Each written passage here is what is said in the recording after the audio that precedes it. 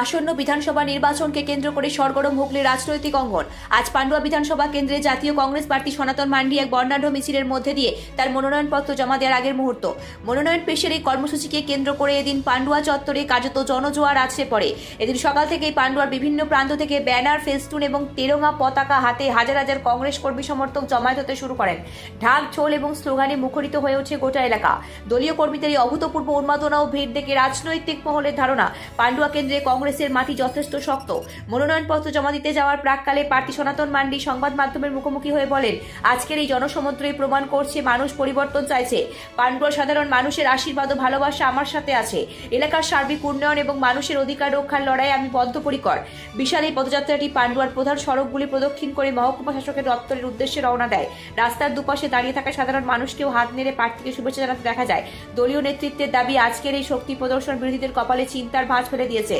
কংগ্রেস শিবিরে আত্মবিশ্বাস, হাজার হাজার কর্মীর স্বতঃস্ফূর্ত অংশগ্রহণ ভোটের বাক্সেও প্রতিফলিত হবে এবং পান্ডুয়ায় জয়ের ধারা বজায় থাকবে।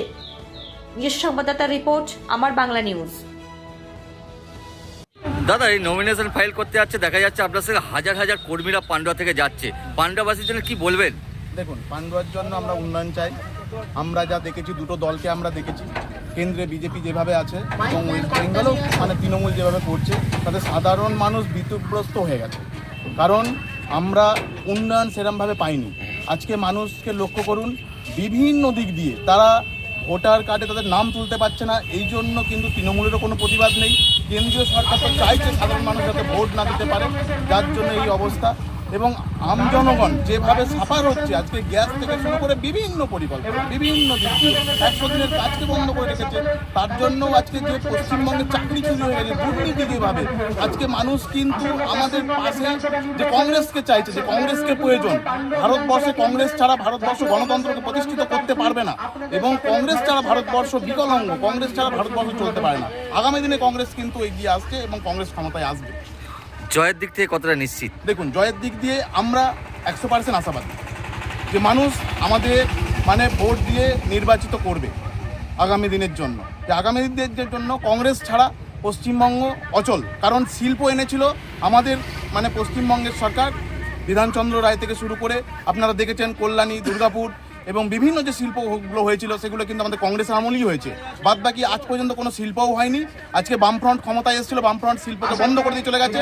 তৃণমূল ক্ষমতায় এসেছিল, সিঙ্গুরের আন্দোলন করে তারা শিল্পকে আনতে পারলো না। সব দিক দিয়ে শিল্প বঞ্চিত, বেকার ছেড়ে যুবক যুবতীরা চাকরি হারা, সর্বস্ব হারা। কিন্তু আমরা চাই কর্মসংস্থান, শিক্ষা, স্বাস্থ্য এবং সমস্ত কিছু দিক দিয়ে আমরা কংগ্রেস থেকে ডেভেলপমেন্ট করতে চাই।